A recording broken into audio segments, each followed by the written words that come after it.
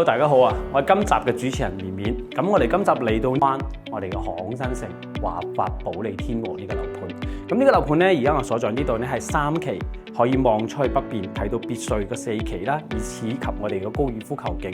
咁遠景看咧睇到成個航空新城景喎。咁交通嚟講，我哋都知道保利天和呢邊咧，佢會經過港珠澳大橋啦，跟住翻嚟。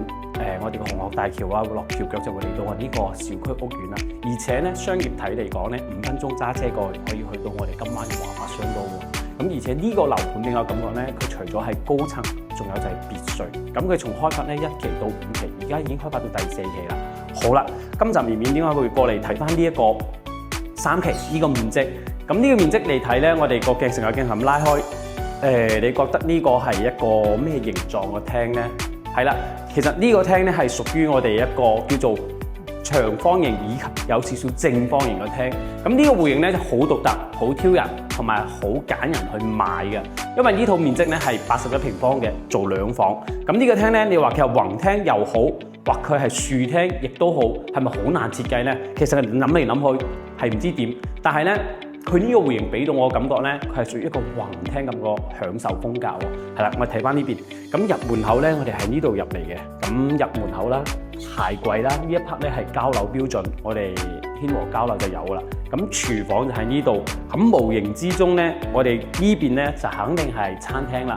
咁餐廳客廳喺呢度。咁客廳喺呢度嘅時候，你會點樣用？電視擺呢邊啦，或者定係擺翻呢一邊啦？咁呢個陽台要用埋咧，如果呢個露台用埋之後咧，其實一個橫廳嘅結構，因為呢套房咧最特別個之處就係呢一個景，呢個景真係好靚，係好靚，睇晒成個高爾夫球徑咧，有湖景啦、陸地景啦、城市景啦，仲有一條漫長嘅高速公路景啦，咁仲有就係俾到呢度寧靜嘅舒服感覺啦。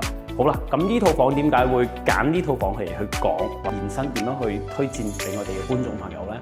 好啦，咁適合呢個戶型嘅人群咧係有2種嘅，一種咧就係年輕化，我哋講2個人翻嚟住，或者3個人過嚟住，仲有就係我哋旅居，仲有就係我哋想講嘅翻嚟大陸呢邊養老嘅群體。係啦，咁細屋俾我感覺係溫馨，咁而且景觀俾到我又係我嘅需求。咁而且呢個廳咧，其實我可以即係按開發商咁講，電視機擺呢度係可以冇問題。咁然之後咧，其實我可以改動咗呢度，會做個背景牆落到嚟都得嘅。所以點解呢套房咧俾我感覺佢改動性係非常之有創意。如果你整得靚，真係好 perfect 嘅。好啦，咁我再嚟翻睇翻個房間分佈先。咁嚟翻呢邊啦，咁呢邊咧就係我哋嘅客廁啦。咁佢係分段式嘅，乾濕分離都會好明顯嘅。跟住之後嚟到呢邊。我哋沖涼嘅位置，如果按照我覺得可以沖涼望到海景嘅，我覺得係呢套81平方嘅戶型可以俾到我，因為呢邊望出個海景咧，其實就睇住我哋港珠澳大橋延伸翻嚟個紅磡大橋嘅景觀啦。咁再過翻嚟我哋嘅主人房，係主人房呢邊天和交標咧，佢係有衣櫃嘅，咁呢邊咧擺個1.8床係冇問題，而且咧都有個叫做迷你型嘅 L 型飄窗。咁呢個飄窗咧，我哋睇翻落嚟，如果中意喺景觀望到湖景嘅呢個景觀就可以俾到我哋。再嚟翻呢邊，再睇翻另一間細房，佢呢個戶型嘅每間房間咧都有一個好靚個景觀。係啦，呢間客房咧，其實俾我會住呢一間，呢度望翻出去可以睇到日出嘅呢個海景咧，就係好多人買天和想要嘅景觀，就係呢一面東南面個景觀啦。好啦，咁呢度咧再過翻嚟講呢個2房啦。點解我哋會講呢套房？係呢套房其實群體好重要嘅，可能有人中意，有人唔中意，因為好多我哋觀眾朋友翻嚟咧，佢會想買大面積，140、150、190都有。其實我哋年年都會拍啲大面積嘅。咁其實呢套房咧係俾於我哋嚟講咧係，我有呢個需求，達到呢個生活標準，我要享受你呢度。係啦，咁我哋再過翻去呢邊睇翻我哋嘅陽台。咁呢套戶型咧，其實咧佢嘅總價係唔貴嘅。大概120零萬到130啦，到時睇樓層去揀。